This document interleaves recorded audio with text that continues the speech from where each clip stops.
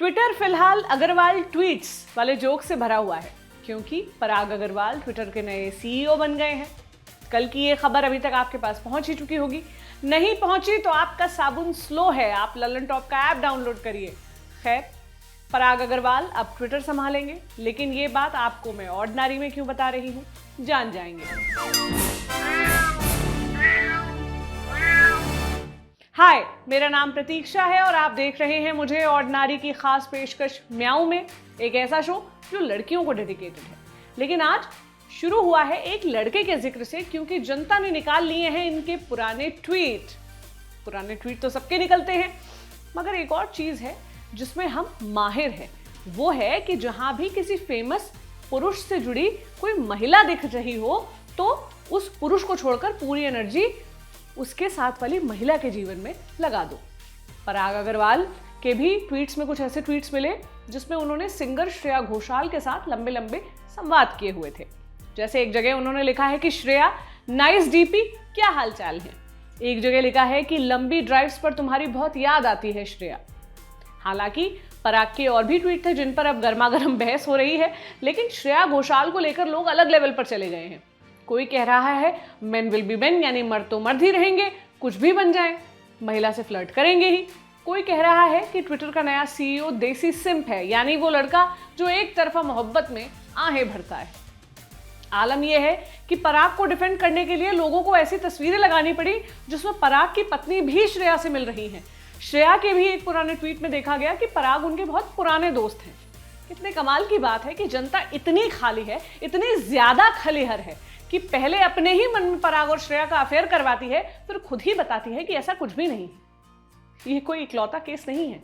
बीते दिनों कानपुर में हुए इंडिया न्यूजीलैंड टेस्ट से एक तस्वीर सामने आई थी जिसमें एक व्यक्ति मुंह में कथित रूप से गुटखा भरे हुए फोन पर बात कर रहा था। शोभित पांडे नाम के ये जनाब गुटखा बॉय के नाम से फेमस हो गए, लेकिन जनता के दिमाग में उस लड़की को लेकर कीड़े काटने लगे जो उनके बगल में बैठी थी। किसी ने लिखा कितना प्रेम करती है ये लड़की इस लड़के से, कितने प्यार से देख रही है। किसी ने कहा ऐसी ही लड़की अपने लिए खोजो। किसी ने लिखा कि ये किसी और महिला के साथ मैच देखने गए हैं और घर में इनकी पत्नी इनको पीटेंगी। जबकि सच ये है कि ये लड़की शोभित की बहन है और शोभित को पब्लिक में आकर सफाई देनी पड़ी कि ये उनकी बहन है। इसी तरह बीते दिनों शशि थरूर के साथ हुआ। उन्होंने एक ट्वीट किया, कुछ महिला सांसदों के साथ अपनी फोटो शेयर की।